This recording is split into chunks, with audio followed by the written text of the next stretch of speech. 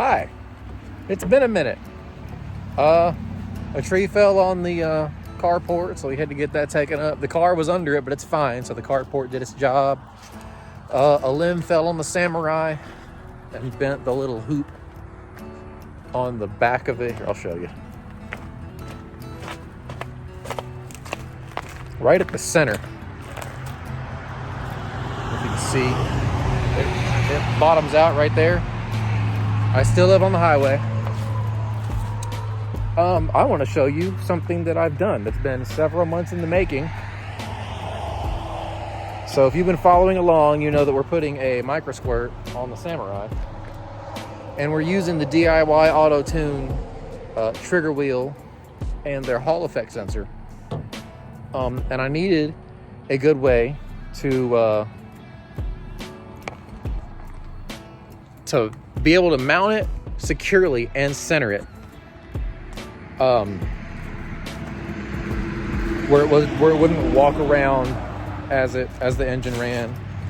Something that would stay true in its plane, you know.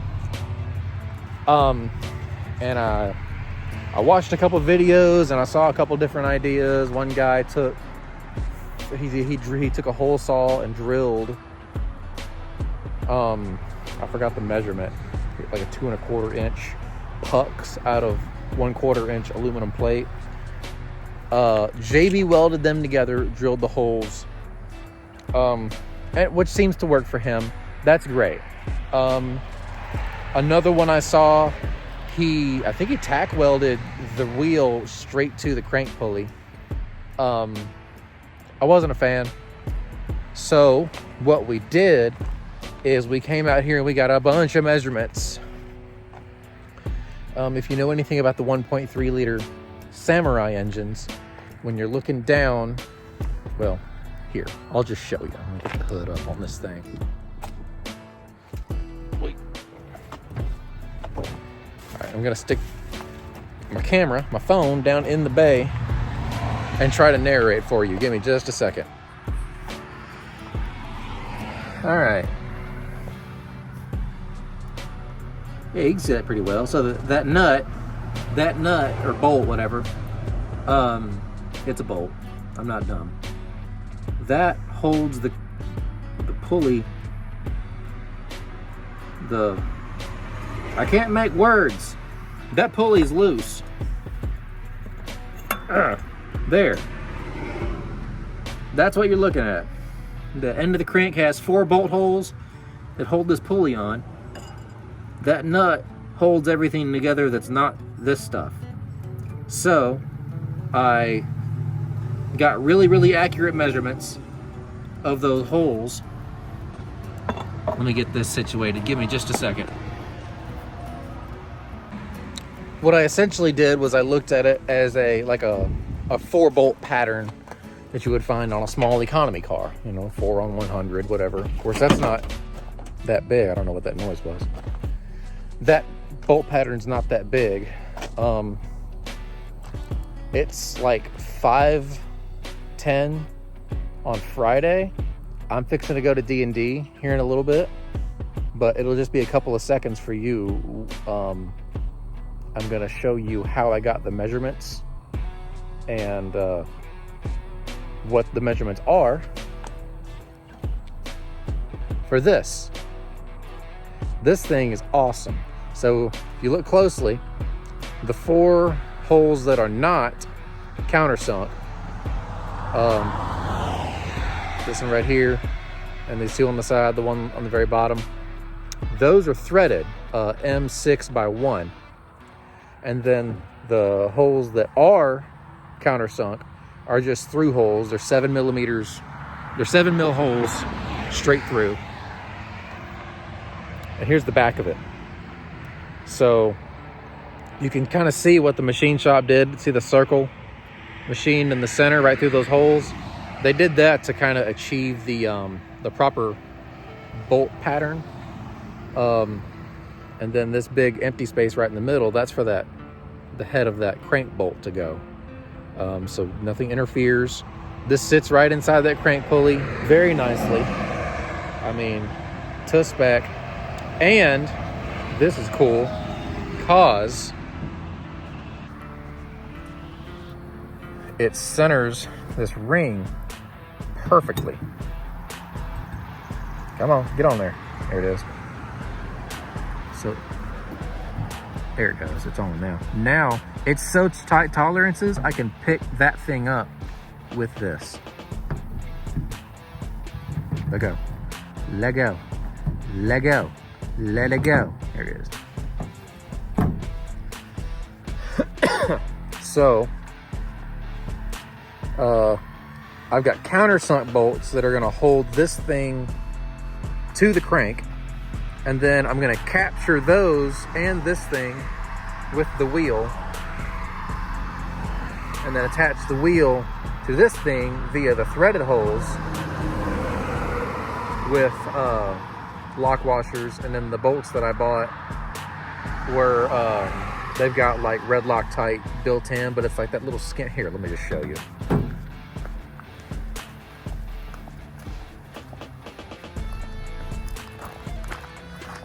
You can put me down for a 5.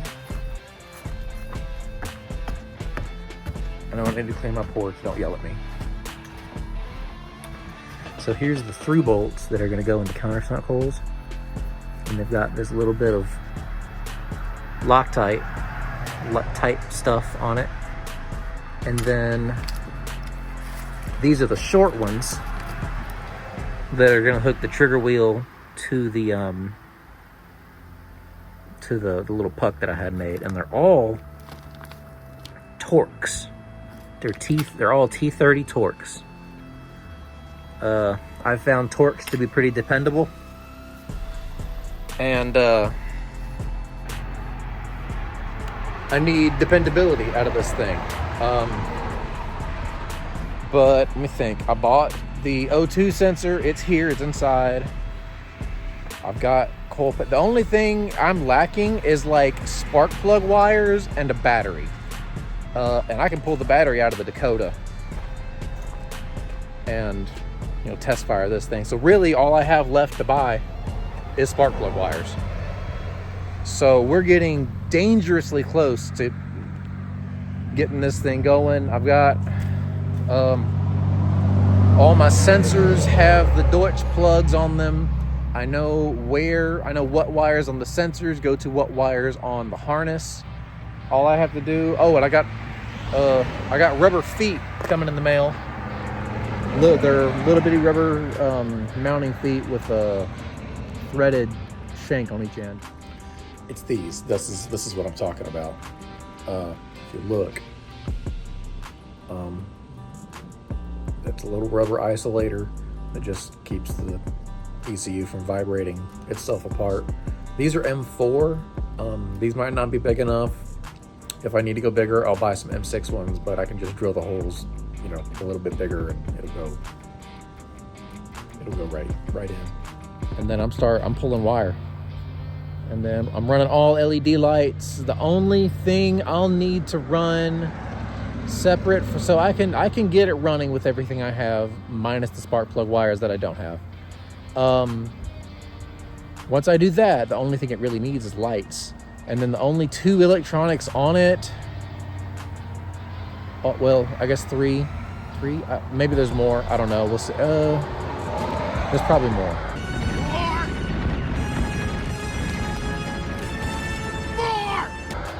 But things like the windshield wipers, the windshield squirters, the radio, the heat control, well, the heat and cold controls is cable driven, but like the fan speed is electric, so that's 4. And I'm gonna have to figure gauges out. I might be able to use the stock cluster. If not, I will cross that bridge when I come to it. I had a really good idea about gutting the stock cluster and putting my own gauges in it at one point. I thought about doing a Pi dash, but it's really expensive and it's not, I just didn't feel good about it. So without further ado, here is how you measure for the, I'm not pointing at the camera's over here. Here's what we do about measuring for this thing. All the 1.3 liters should be the same 4-bolt pattern. I think I read somewhere that the 1.6s and 2.0s are like a 5-bolt pattern, but it's the same style. It's the crank bolt, and then it's 5 bolts that hold that pulley on. So I don't have any numbers for the 5-bolt stuff. This is only for the 1.3 liter Samurai engine. So here we go. All right, so I've got a little Husky digital micrometer. You can pick these up at Home Depot for like 20, 25 bucks, something like that. And I've had it for a while. Is that a drill bit? Found a drill bit in my driveway. I'll tell you that story later. So the Sequoia had a really bad exhaust leak when we bought it, like almost 5 years ago. Someone had cut the catalytic converters out and welded in like stop sign post or something, and it looks like they were blindfolded when they did it. So it had holes in the exhaust, and it never ran wonderfully. And if you ran the air recirc on the inside for the AC, it would just reek of gasoline on the inside of the truck. We finally like broke down, and we're like, let's fix this. So exhaust shop quoted me like $900 to fix it, which, you know, in the grand scheme of things probably is pretty reasonable. But the guy was like, or you can bring me the parts and I'll put them in, and then you don't pay the markup on the parts, or it's not that hard of a job, you could do it, this is what you do. And he relayed all this information to my wife, who then relayed the information to me. So we got under there and ground some of the bolts off, like from the mid pipe to the rear section. Went great. Took me like 20 minutes to get all 4 of them. Got them busted loose. I was like, this is gonna be a cakewalk. Snapped off all 6 of the studs coming out of the exhaust manifolds into the downpipes. And then me and a buddy spent all weekend, one weekend, drilling at these holes, trying all sorts of stuff, and ended up, we got, out of the 6, we got 3 of them drilled really good. 1 of them drilled terribly off center, and I just gave up on the last 2 because I ran out of time. It was like Sunday, 9 p.m. I had to work the next day. I'm like, no. So had the truck towed to the shop. The guy went ahead and drilled out the other 2 and fixed that boogered up one and slammed it all in there, charged us $300. I bought the stuff for $100, so he originally quoted $900. I got out for $400, so I still feel good about it. But yeah, that's why the drill bit's in the driveway. That was another one of the final straws. I broke that drill bit, and I was like, nope, I'm done. All right, so what you're gonna do, which I guess I'm gonna give you the cheat sheet, but if you want to double check me, these 2 bolts from Home Depot, they're like 30 cents a piece. We'll see if we can get some measurements on them real quick so I can show you what you're looking for. I want to say they're like 50s or 55s, but let's confirm that. I know my battery quit on my mic, but you can see from the bottom of the head to the tip of the threads there, it's right at 50 millimeters. You can see it. You can still read this thing analog. I have another battery, but I just didn't want to put it in. 50 mil. You can probably fluctuate that 45, 40 mil. That doesn't really matter. What all you need really is something that can screw in there that you can get that digital mic on. So I will be changing the battery before we do that. So give me just a minute. I'm gonna put these 2 in, show you what I did, and get my measurement. You might be thinking to yourself, why don't you just take the pulley out with the 4 holes in it and measure the 4 holes? That would get you right where you want to be. Well, if you look closely, these holes are not precision drilled, they are stamped. So they're not as precise as you would like. In fact, that little puck that I showed you that I had made, that's the second one, because the first one I gave them the measurements off of these holes, and I gave them the center measurement for that center hole in the trigger wheel without giving them the trigger wheel, and it was all wrong. So they actually had to make 2 of them. So I got charged for 2 of them. So I'm trying to alleviate that for some of you. So don't try to measure these holes and think you can get away with it, because you can't get precise enough. However, let me change the battery and I'm going to show you what to measure on this. Okay, well, the new battery's also dead. I've had this thing for a while, and it's been in the truck. It was in the truck last winter, it was in the truck all summer. My fault, whatever. We still have the analog reading, so we can get it. So what you do need, which the way these things are cut makes it a little difficult, but you gotta just eyeball it real close. And I know I don't like doing that, but that plate is about 60 mil across. And if you look, I'm gonna leave that right there. So this puck, move this. This puck is right at, well, it's a little over 60. What are we looking at? About 62 mil across. Which, I mean, that's a millimeter either side.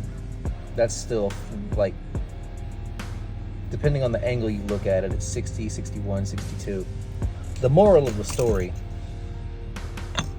is it fits right down inside of there without getting up on this edge anywhere down here, because you don't want it to like go all the way down on one side and still be up on the other side, because then your plate will wobble when it runs.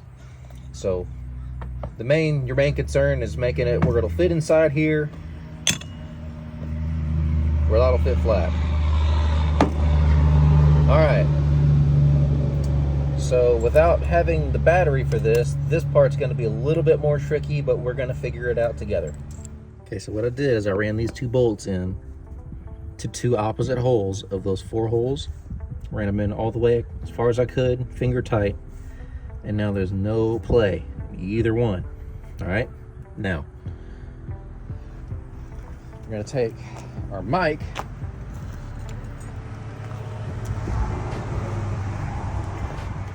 and we're going to set it down right over the top of them. I'm not very dexterous, so bear with me.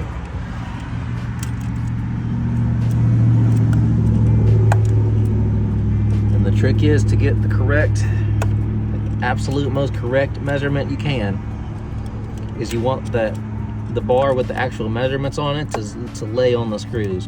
It helps if you can spin this motor over and get these 2 bolts horizontal with the ground. I do not have that going on right now, so I am doing the very best I can. Come on now.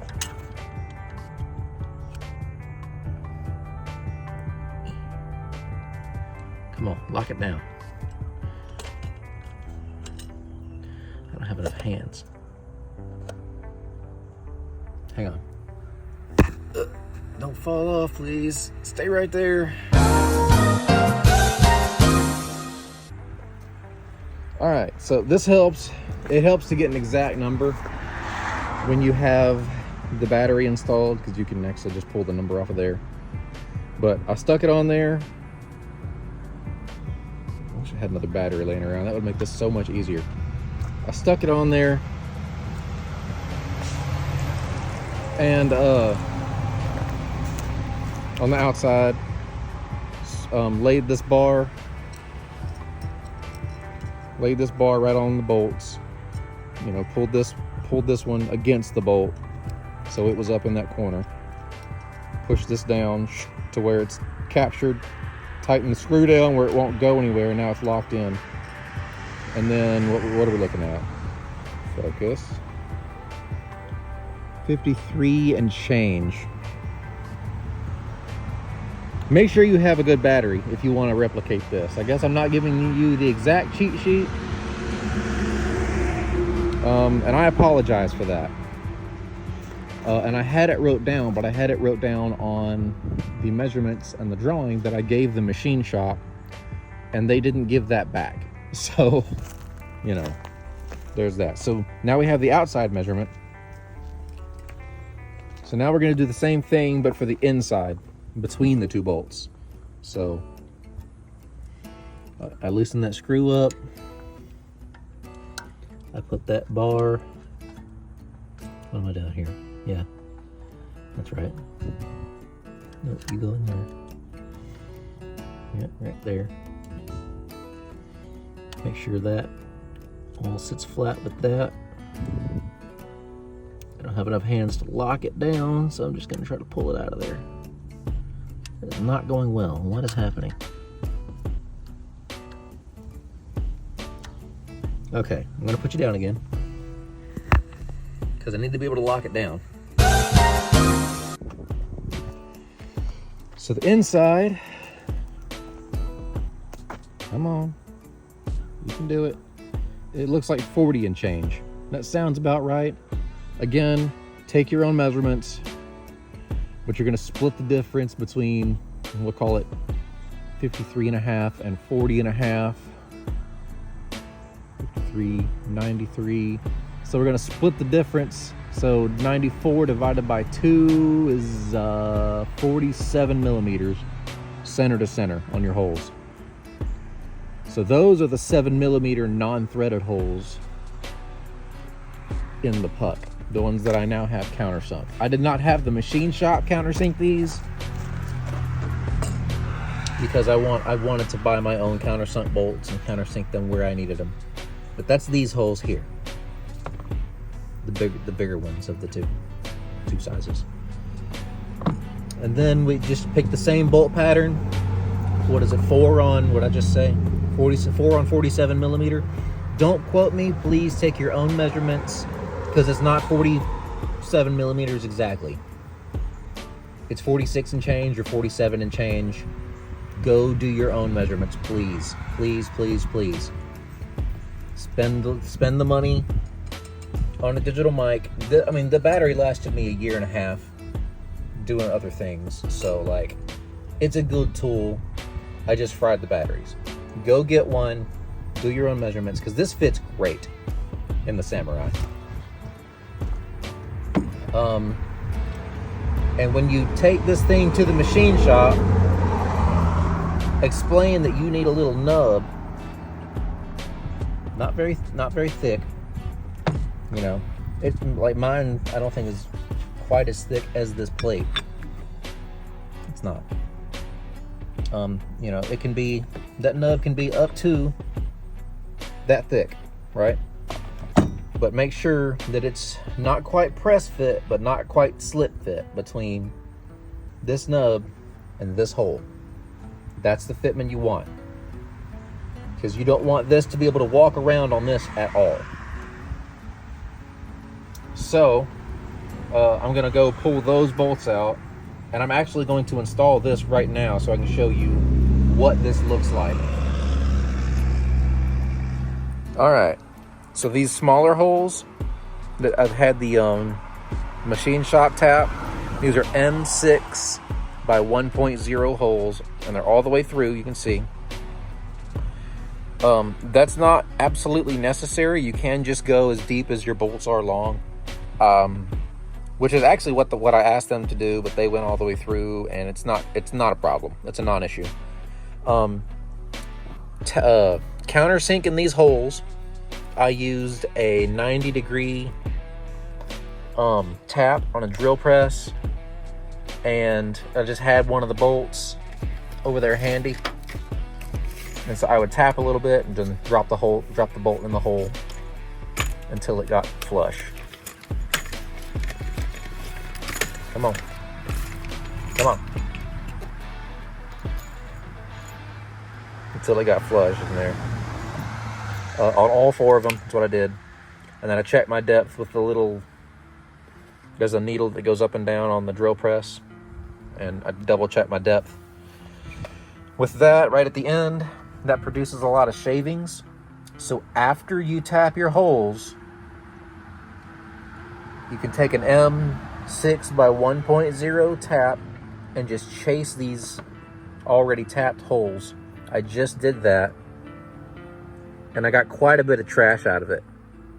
So, you know, I want this to go together as smoothly as possible, not bind anything up. So that's why we did that. I'm fixing to dig a T30 Torx bit out of here. I think I can find one. All right, it is time to do it. I found my T30. That's what both of these are, the long bolts and the short bolts. These I'm gonna run them down, barely touching, and then give them like 1/8 of a turn at a time until they all come down tight. These are going into the front of the crank. Be very careful not to over torque these because you'll strip the holes out of the crank. If memory serves, these were only like, and don't give me it was not much torque. Forgot I had that on there still. Like 5 or 6 foot-pounds, maybe less. So go until the ancestors tell you to stop if you have good ancestors.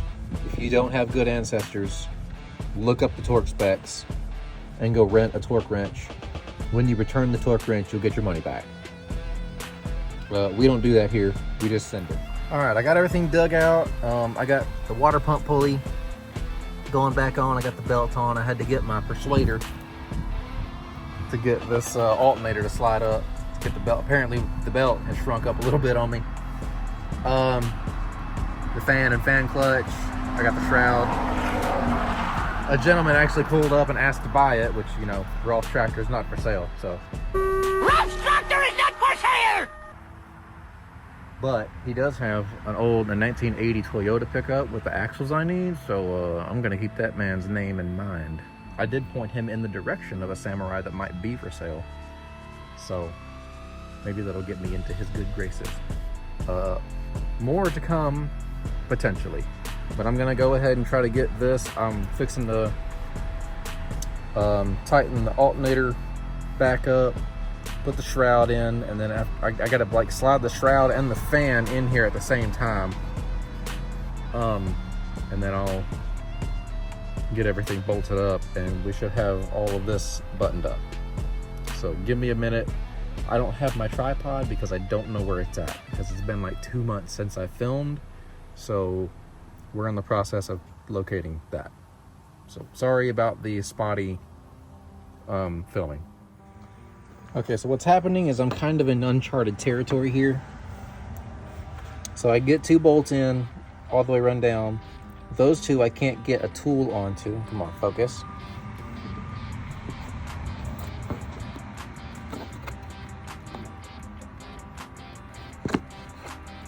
Yeah. I can't get a tool on those. Tighten them in, and I can't tighten them in anymore with my fingers. So what I think I'm gonna have to do is pull the fan and the shroud back out, which is very tedious because I got to take those 4 of those washers and nuts off. That sucks. But I don't have to retension the belt. That thing fought me because I messed up tensioning the belt a while ago. I tensioned it before I had this on, so this pulley was all cockeyed, and then the fan clutch wouldn't go on straight. It was a whole mess. Got all that on, thought I could get that on, can't get that on, so I'm gonna pull these 4 nuts back off, pull this fan out, pull the shroud out, put those in, and then put this stuff back in. Here it is going in. I want to reiterate to not run these in hard and fast. The reason I went with countersunk and I'm going to run them in slowly is because I don't know.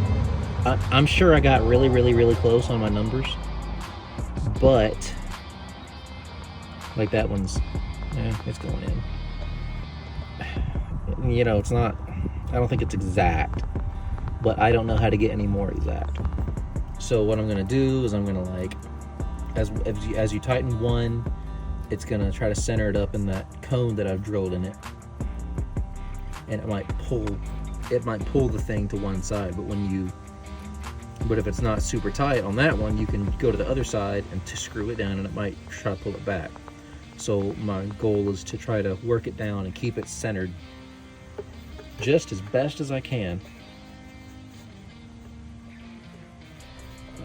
because I want this thing to be as true as possible. I was going to go buy a magnetic mount and a runout gauge, and, like, you know, stick it to the block and put the runout gauge on this and spin it by hand and check my runout.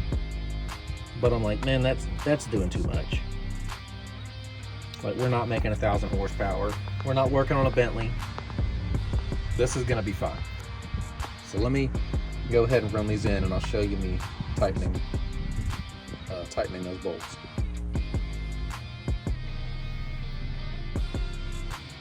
There we go. That's a little better. All right. What we're gonna do, I'm focusing on my right hand, so if I start to not film properly, I am so sorry. I'm gonna give it a little, I mean barely, and then go over here, give it a little, and then come over here and give it a little, and then come over here and give it a little, back to 1, back to 2, just a little, 3, 4, 1, 2, 3, 4, 1, 2, 3, 4. I think we're gonna call that good.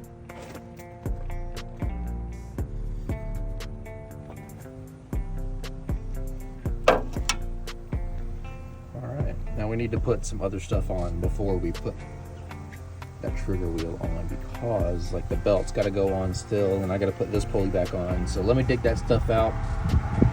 We'll be right back. All right, got the fan off, got the shroud off. I got those bad boys tightened down.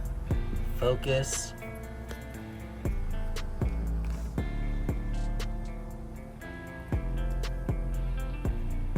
I'm gonna try and set that in there for you so you can see. Oh yes, very demure, very mindful. Okay, so there's my plate. I've already forgotten which way it oriented. I think this, when I put it on the block, I actually put it on. Oh yeah, that circle tells me that goes to the inside of the engine. So this is the bottom, this is the top. The sensor goes through there like that. That little bolt goes through that hole. That nut goes on the back of it. It puts everything right where I want it. So I'm gonna come over to my workbench and cut this stuff out. If you look, these two holes are closer together than these two.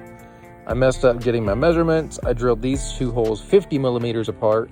That is not correct. The bosses on that engine are 60 millimeters apart. That's what these two holes are. Biggest drill bit I have is a 3/8, so I had to, like, drill the holes, finish them, and then put the drill bit from the drill press to a drill and hog them out so that those M10 by 125 bolts would go in. By the way, the bolt, the thread count for those two holes, and probably all these holes,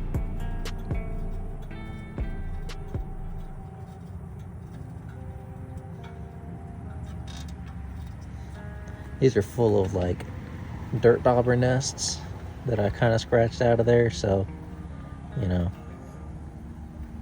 bear with me. I almost bet it's all M10 by 125, but I'm struggling right now. I don't even know. I'm certain these are for like factory AC, these three here. I don't know, maybe power steering, but my truck does not come with any of that from the factory. So, and now there's my finger. All right, less shoddy filming, more grinding. So we're gonna take this plate from looking like this to this. And so now, I guess we're gonna throw this on for the final time. I'm not gonna put that sensor in there yet, because I don't want that plug out here in the element. Well, I guess I have those plugs. I might stick that sensor in here. I probably will. It'll be fine. Worst case, I can unpin it and clean it. Thanks for watching. Like and subscribe. I'm trying to put out more content, but full-time father, full-time husband, full-time job, and I'm in engineering school. Plus I'm trying to do YouTube. Plus I am legitimately just trying to get this thing going. Someone's pulling up, probably gonna ask me about the Samurai. Thanks for watching.